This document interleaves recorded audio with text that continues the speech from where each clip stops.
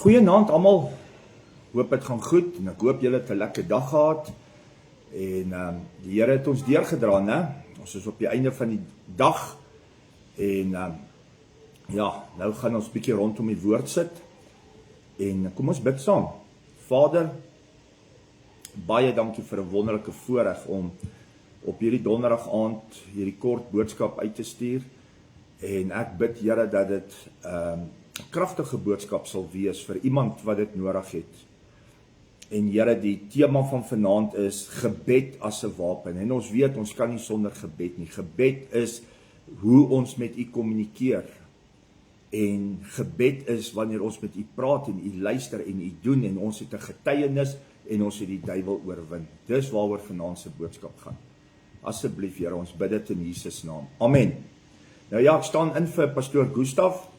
En as alles goed gaan, sal hy Sondag aand die boodskap doen, maar vir vanaand is dit alweer ek.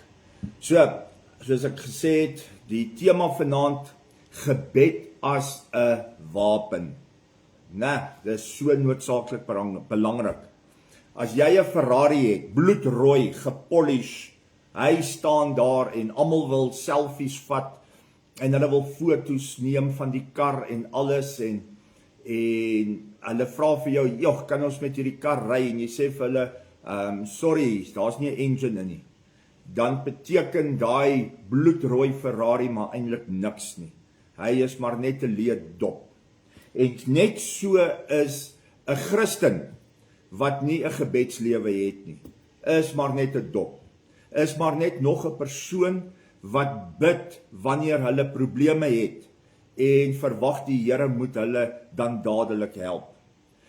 Vir my en vir jou wat 'n kind van God is, gebed moet vir ons so 'n fantastiese ding wees. Dit moet vir ons 'n voorreg wees. Dit moet vir altyd vir ons 'n voorreg bly om met die koning van die konings te kan praat. Jy sien, gebed het vir baie mense 'n gewoonte geword.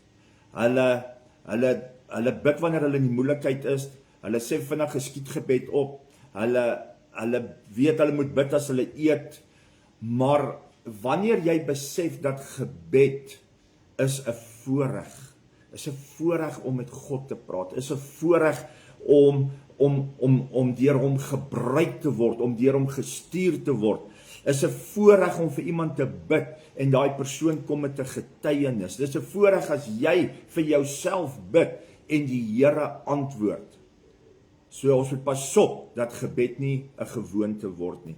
So kom ons kyk ons eerste versie waarna ons gaan kyk uit God se woord uit. Hebreërs 4 vers 16.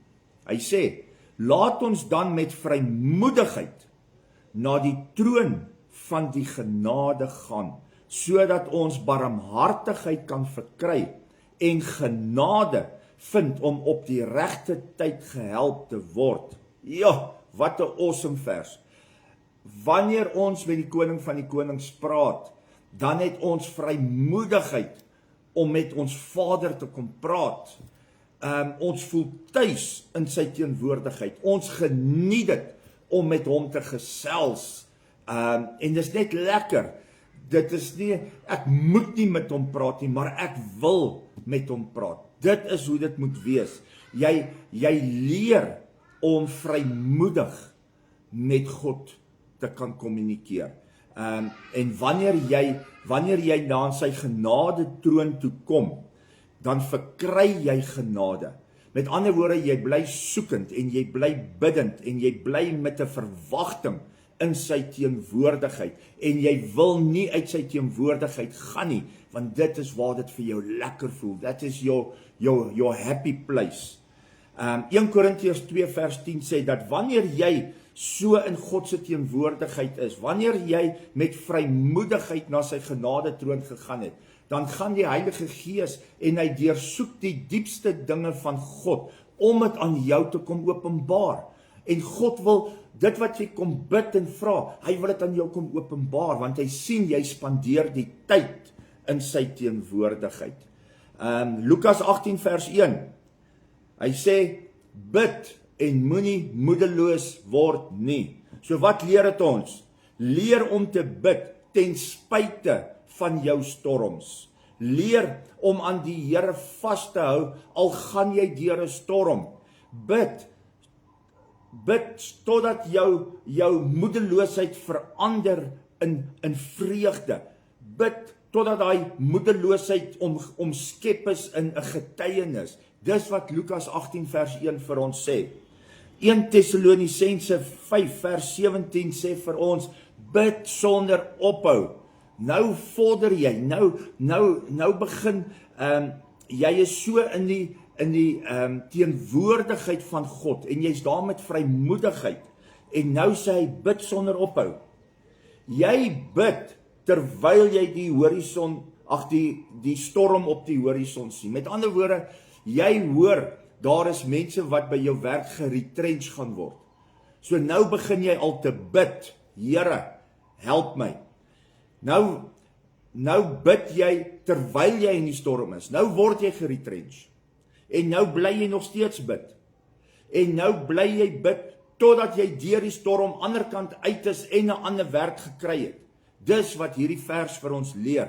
Bid sonder ophou.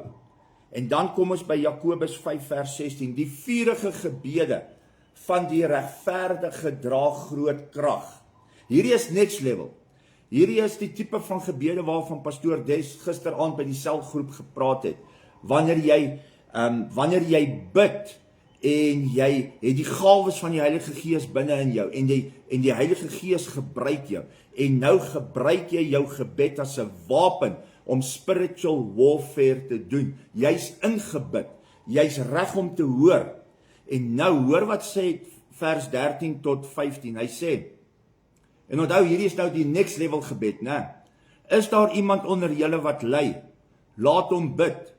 Is iemand opgeruimd? Laat hom psalm sing. Is daar iemand siek onder julle?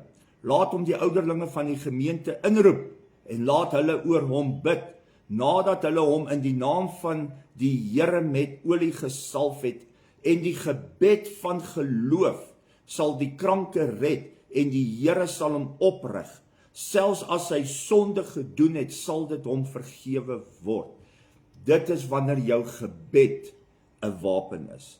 So ek wil julle aanmoedig, begin jou gebed na 'n nuwe vlak toe vat. Begin die Here te vra, Here, ek soek meer.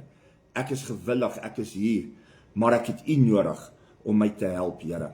Vader, dankie vir hierdie kort boodskap vanaand. En is alles rondom gebed.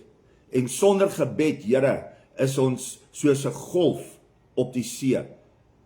En dis nie wat ons wil wees nie. Ek wil 'n bidder wees. Ek wil 'n wagter wees wat op die muur geplaas is, 'n roeper wat op die muur geplaas is, soos wat Jesaja 62 vir ons dit verduidelik, en vers 6 sê U vir ons, julle wat my herinner aan my beloftes, moenie rus nie. Here, ek wil dit wees.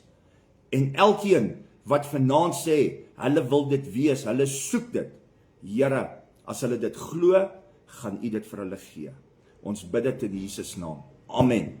Okay, julle, geseënde aand vir julle, en dan praat ons Sondag weer, hoor. Bye bye.